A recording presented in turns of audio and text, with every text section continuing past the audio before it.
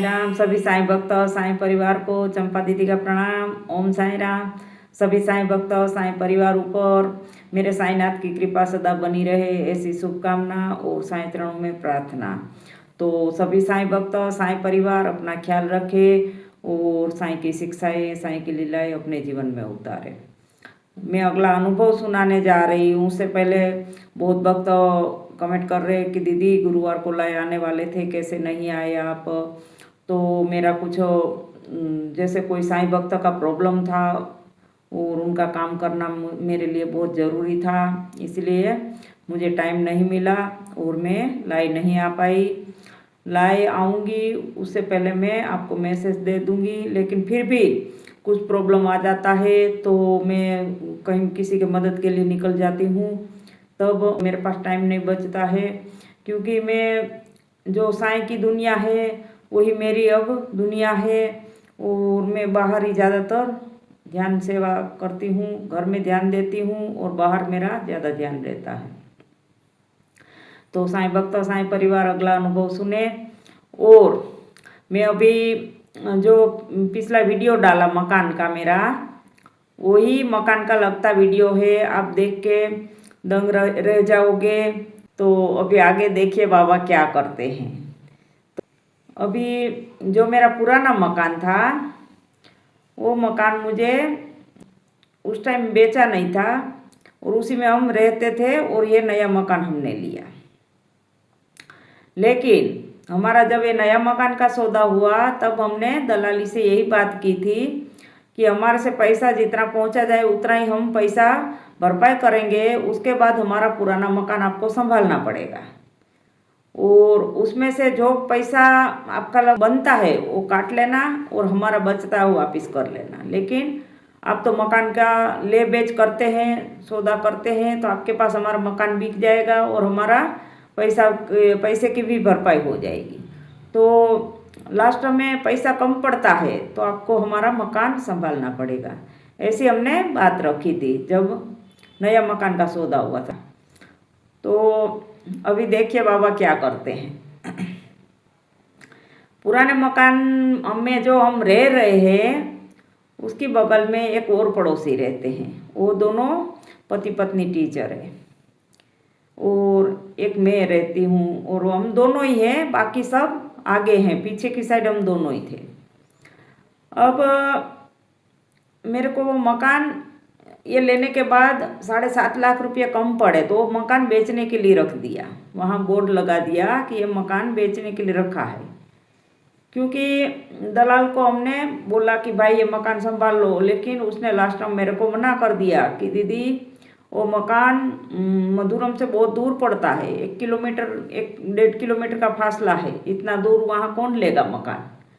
तो आप बेच दो मकान और वही पैसा जो कम पड़ता है वो हमें, हमारी जो आपको पैसा हमारे को देना है वो दे दो, लेकिन आपके थ्रू मकान बिक जाएगा, हमसे वो मकान बिकेगा नहीं। तो उसने मकान नहीं संभाला और हमने फिर वहाँ बोर्ड लगा दिया।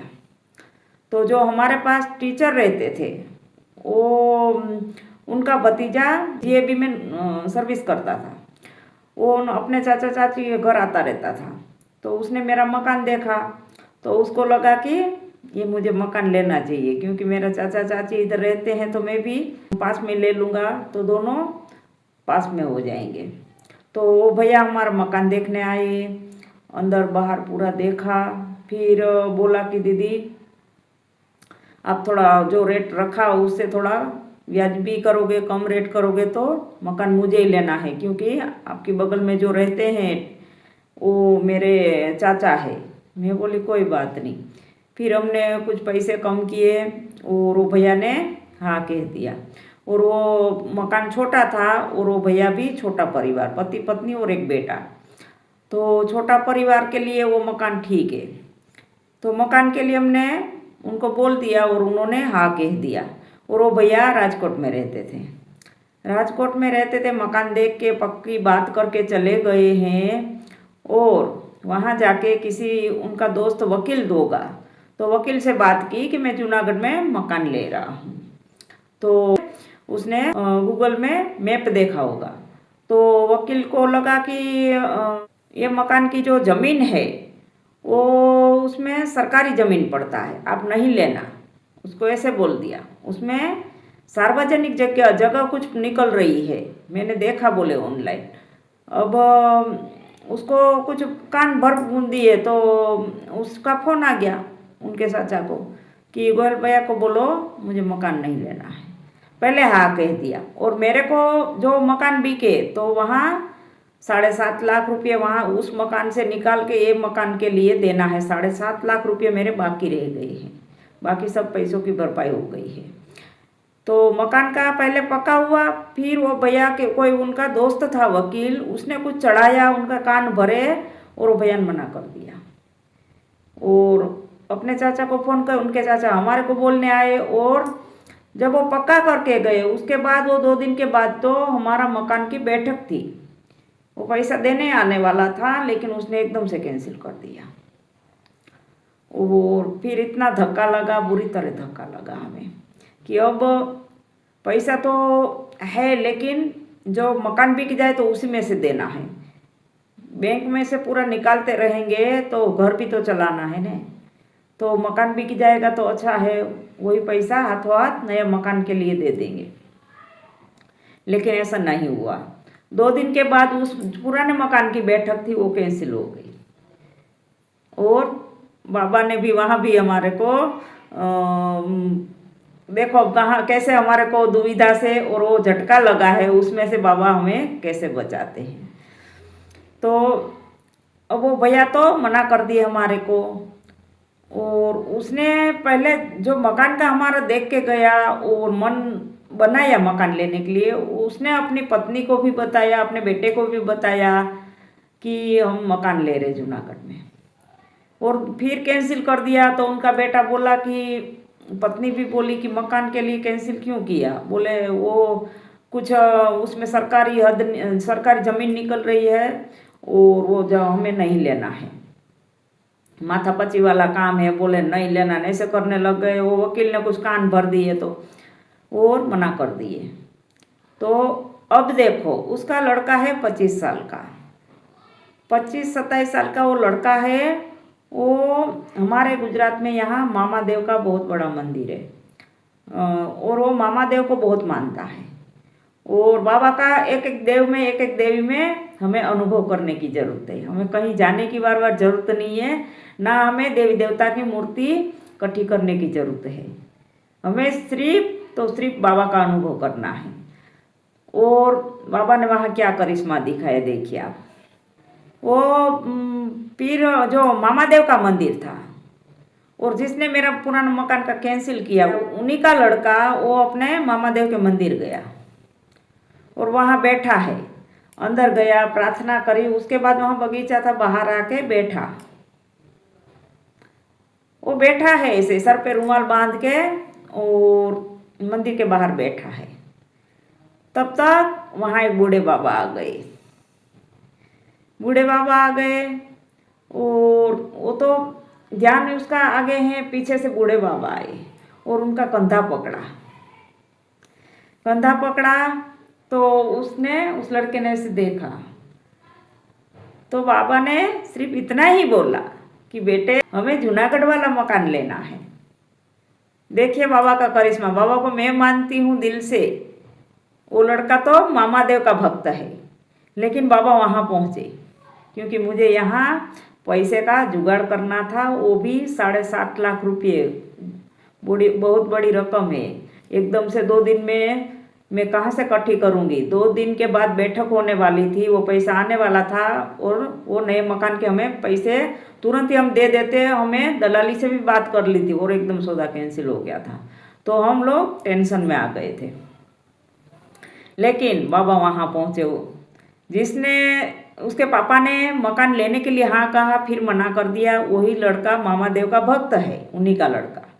वहाँ बाबा पहुँचे और उसका कंधा पकड़ के बोला कि बेटे हमें जूनागढ़ वाला मकान लेना है।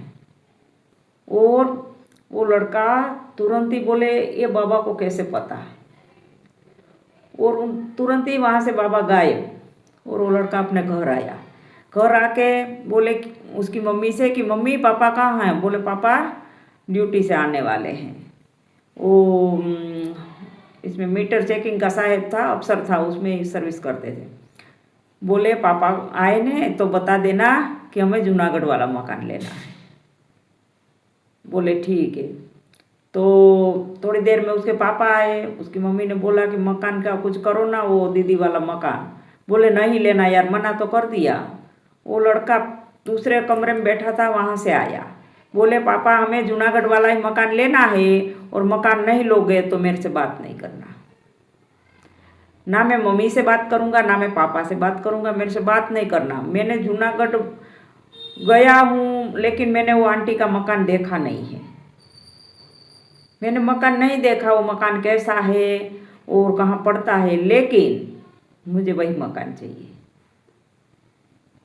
ये मेरे मामा देव का इशारा है। बोले फिर वो मकान के लिए उसने बोल दिया, और उसके पापा ने तो मजाक समझा। बोले वो तो कहता रहेगा नहीं लेना है। लेकिन एक दिन गया, 2 दिन, 3 दिन, 4 दिन, 5 दिन, उस तरह उनका बेटे ने अपने मम्मी पापा से बात करना छोड़ दिया। इतना मतलब खाना पीना नहीं खा रहा, अच्छे से बातचीत नहीं कर रहा।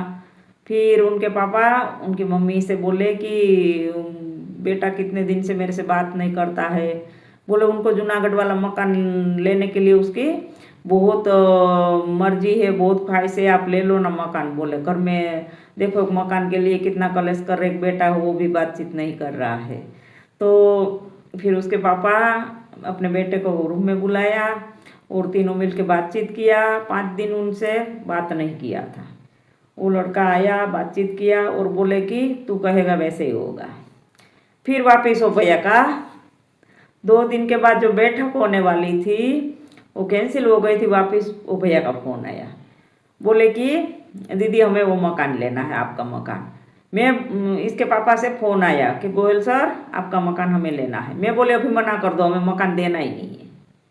ये क्या बच्चे वाली कोई खिलौना है जो लेना है नहीं लेना, नहीं लेना है नहीं लेना। मैं बोली बार बार कैंसिल कर रहे, फिर हाँ कह रहे, कैंसिल कर रहे, हाँ कह रहे। बोले क्या करे बहन जी, ऐसे ऐसे हो गया। पूरा पूरा मेरे को बात बताया कि बच्चे ने टेंशन दे दिया, वो बातचीत करना है हमारे घर में छोड़ दिया, कलेश होने लगा कि उसको जिद करने लगा कि मकान चाहिए तो वही चाहिए। जैसे मैं बोल रही थी कि बाबा मुझे मकान चाहिए तो यही बड़ा मकान चाहिए, नहीं तो मैं गांव में चली जाऊँ। उस तरह वो लड़के ने वहाँ जिद करी, क्योंकि वहाँ जहाँ बैठा था वहाँ बाबा आए थे। तो बोले पापा मकान लेना है तो मुझे वही, भले छोटा हो लेकिन मकान मुझे वही लेना है, आंटी वाला ही। फिर वो दूसरे दिन उसी दिन उसका फ़ोन आया। फिर 2 दिन के बाद फिर बैठक हुई और सारे लोग वो अपने परिवार के साथ आए। हमारे घर में उनका खाना बना और वो सीधा बाबा के पास आया। वो लड़का, उनका लड़का मेरे घर में वो कभी पहली बार आया, कभी नहीं आया था, घर देखा भी नहीं था उनके कैसे कमरे हैं, कैसा मकान है।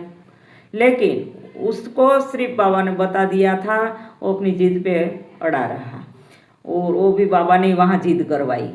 फिर वो आया अपना सर पे रुमाल बांध के सीधा बाबा के पास, वो एकदम लेट गया और फिर बाबा से हाथ जोड़ के वो कितनी देर तक बाबा के पास हाथ जोड़ के रोने लगा, इतना रोया। फिर मैं बोली क्यों रो रहा? बोले फिर मेरे से ये सारा बात बताया कि आंटी आपके बाबा है। मैं बोली तुझे कैसे पता? बोले मैं तो मामा देव को मानता हूँ, लेकिन वहाँ बाहर मंदिर के बाहर बैठा था तो कोई बूढ़े बाबा आए थे और मेरा कंधा पकड़ा कि दोस्त हमें वो मकान लेने हैं, जूनागढ़ वाला मकान चाहिए, हमारे को वही मकान लेना है। बोले हमारा, मुझे वही इशारा बूढ़े बाबा ने किया कि हमारे को जूनागढ़ वाला ही मकान लेना है। तो इसीलिए आंटी मुझे एकदम बहुत अच्छा लगा कि आपके बाबा वहाँ भी पहुँचे। और मुझे पता ही नहीं है कि आप बाबा को मानते किसको मानते हैं, लेकिन वो बूढ़े बाबा को कैसे पता कि हम मकान के लिए वहाँ जूनागढ़ में देख के आए हैं मेरे पापा। तो ये चीज़ मैंने अंदर से मेरे को अच्छा लगा कि मामा देव है चाहे बाबा है, लेकिन इनको मकान का कैसे पता। तो इसलिए फिर मैं अपनी जिद पे अड़ा रहा आंटी कि मुझे वही मकान चाहिए। फिर वो सौदा हुआ, वो सारे आए और खाना पीना मैंने बनाया सबका, सबने खाना खाया और उसके बाद उन्होंने मेरे को हमारे को पैसे दिए। और पैसे देने के बाद उन्होंने पैसे दिए, फिर हम यहाँ 7.5 लाख रुपये भर पाए। जैसे यहाँ मकान लेना था और बिक गया, और वहाँ बिकने के लिए रखा था, कैंसिल हो गया। ऐसे ऐसे बाबा लीला करते हैं, क्योंकि लीला नहीं करेंगे तो ये अभी आपके पास अनुभव कैसे पहुंचेगा। जरूरी है लीला करना। इसीलिए साईं चरित्र में भी बाबा की एक एक लीला एक से एक बढ़कर लीला है। तो ऐसे ही जीवन चला जाएगा तो किस चीज़ से हम आनंद पाएंगे और कैसे हमें पता चलेगा कि बाबा है कि नहीं। क्योंकि सुख में उनको नहीं देख सकते, हम सुख में उनको कभी याद करेंगे। ये कैंसिल हुआ तभी हम बाबा से बोले। और उस टाइम भी मैंने चादर बाबा को बोली थी, मैं बोला बाबा ये मकान बिकवा देना, मैं चादर चढ़ाऊंगी। और मकान का सौदा कैंसिल हुआ तो उनके जो चाचा चाची पड़ोस में रहते हैं वो बोले कि अब आपका मकान का तो सौदा कैंसिल हो गया, अभी आप क्यों चादर चढ़ाने जा रहे हैं। मैं बोली सौदा कैंसिल हो गया है, लेकिन मैंने अपनी ज़ुबान से बोल दिया है कि मैं चादर चढ़ाऊंगी तो चढ़ाऊंगी। मैं अपना काम टाइम पे करूंगी, बाबा अपना काम टाइम पर करेंगे और करते हैं। और 2 दिन के बाद जो बैठक होने वाली थी फिर हुई। तो हमारी श्रद्धा और विश्वास बाबा पे बिल्कुल होना चाहिए। हमारी श्रद्धा और विश्वास को हम टूटने नहीं देना चाहिए। और हमें थोड़ा भी देर लगती है तो हम विचलित हो जाते हैं, अब क्या करें, बाबा तो आए नहीं, हमारा तो काम हुआ नहीं। थोड़ा देर से भी आते हैं लेकिन वो फरिश्ता आता है। हमें टेंशन नहीं लेनी चाहिए। बाबा ने जिस भक्त ने दिल से पुकारा वो तुरंत ही पहुंचते हैं। और हमें थोड़ा तसल्ली रखनी चाहिए, हमें थोड़ा शांत होकर बैठना चाहिए और शिरडी साइड नज़र करके हमें बाबा की राह देखनी चाहिए कि उस रास्ते से बाबा आएंगे, अभी निकलेंगे, अभी आएंगे, अभी पहुंचेंगे। और पहुंचते हैं तो ऐसे हैं हमारे साईंनाथ कि यहाँ मकान लेना था मुझे और कुछ पैसा ज़्यादा हो रहा था और हम देखते ही देखते थोड़ा इंतज़ार करते रहे, तब तक वो बिक गया। और फिर वापस दिलाया, फिर वो मकान हमारा दूसरा मकान जो पुराना वो बेचने के लिए रखा। वो सौदा सब हो गया। फिर पैसे भी वो जो मकान बिकेगा तब यहाँ पैसा 7.5 लाख रुपये भरपाई होगी। वो सौदा पका हुआ, फिर कैंसिल करवा दिए। वहाँ की भी इतनी टेंशन के कैसे अभी 7.5 लाख रुपये इकट्ठे किए जाएंगे, क्योंकि सगे परिवार से भी 5,000 भी मांगोगे ने तो वैसे तो मना करते हैं, और कोई दे भी देगा ने तो 500 को बता के चलेगा। इनको मैंने 5,000 रुपये दिए, इनको मैंने 5,000 रुपये हेल्प करी है, मैंने दिए, वो मेरे पास मांगने आए थे, ऐसे करते हैं। कोई किसी का नहीं है, सगे परिवार और बाबा चाहे 5,000 मांग लो, चाहे 5 लाख मांग लो, चाहे 5 करोड़ मांग लो, देने के लिए अपना खजाना खुला रखा, वो किसी को कहने नहीं जाएगा। और बाबा तो चाहते हैं कि मेरे बच्चे मेरे से मांगे। और मेरा एक दिल में अंदर मेरा ऐसा नियम है कि मैं किसी से मांगूंगी नहीं। निमक से हल्दी से लेके कोई भी चीज़ कम पड़ जाए, बाबा व्यवस्था करो, सुविधा करो, चलो। मैं कोई चीज़ किसी से मांगी नहीं है।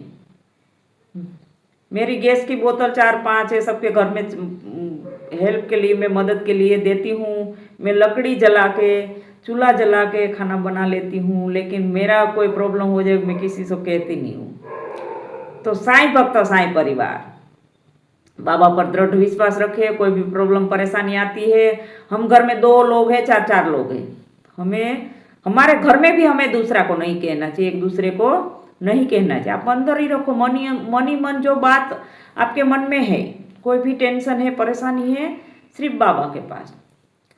हम दूसरे को कहते रहेंगे तो बाबा समझते हैं कि वो दूसरे को कह रहा है ना, वो दूसरा उसका कर देगा, मेरा क्या अभी उधर काम है, मैं जाऊं। वो मुझे भी बोलता है, फिर दूसरे को भी बोलता है। इसलिए हमें एक को ही पता, हमारी टेंशन को हमें ही पता है, तो हमें दूसरे को कभी नहीं बतानी चाहिए, सिर्फ बाबा को। और दूसरे बंदों को भी किसी को या परिवार में भी नहीं बतानी चाहिए। और दूसरे देवी देवता के मंदिर में भी फिर हम दौड़े चले जाते हैं। बाबा को प्रार्थना करेंगे, फिर हमें बाबा पर विश्वास नहीं है, फिर हम दूसरे मंदिर में जाएंगे, माता जी हमारा ये कर देना, कृष्ण जी हमारा ये कर देना, बाबा को भी बोल रहे हैं।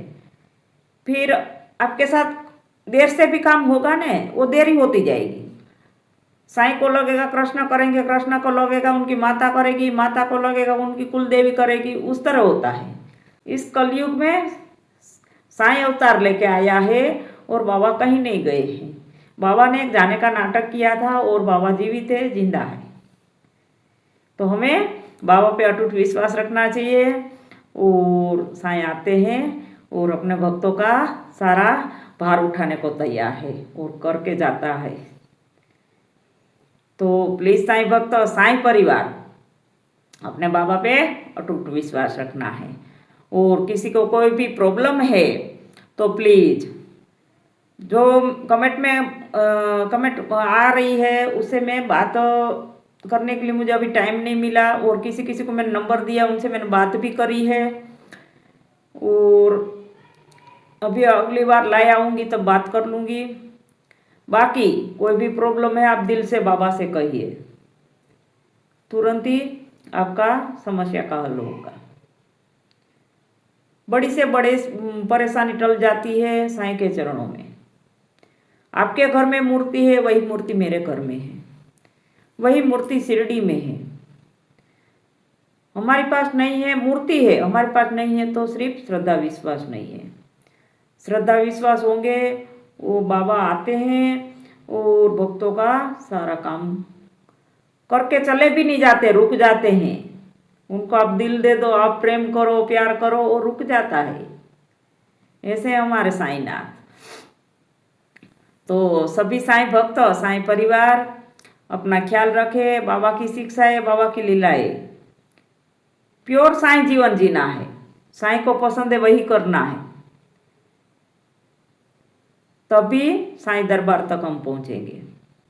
तो सभी साईं भक्त कहीं भी है, और आपका जो आप मेरे परिवार हो, सभी साईं परिवार, साईं भक्त, होली के दिन मेरे 1000 सब्सक्राइबर पूरे हो गए, वो भी आपका धन्यवाद है, आपका दिल से आभार है, क्योंकि आप बहुत बड़ा परिवार मेरे साथ जुड़ गए हो। तो ये सब आप अपनी मर्जी से नहीं जुड़े हैं, ये भी बाबा की लीला है और बाबा का इशारा है। तो सभी का धन्यवाद, सभी का आभार। और सभी ने मेरे को, परसों जन्मदिन था 7 तारीख को, तो हैप्पी बर्थडे के लिए विश किया है। तो सभी का, साईं भक्तों, साईं परिवार को थैंक यू और बहुत बहुत धन्यवाद आपका, क्योंकि आप मेरे साईं दरबार के बच्चे हैं। सारे भाई बहन, माता पिता, जो भी वडील है, सबका धन्यवाद।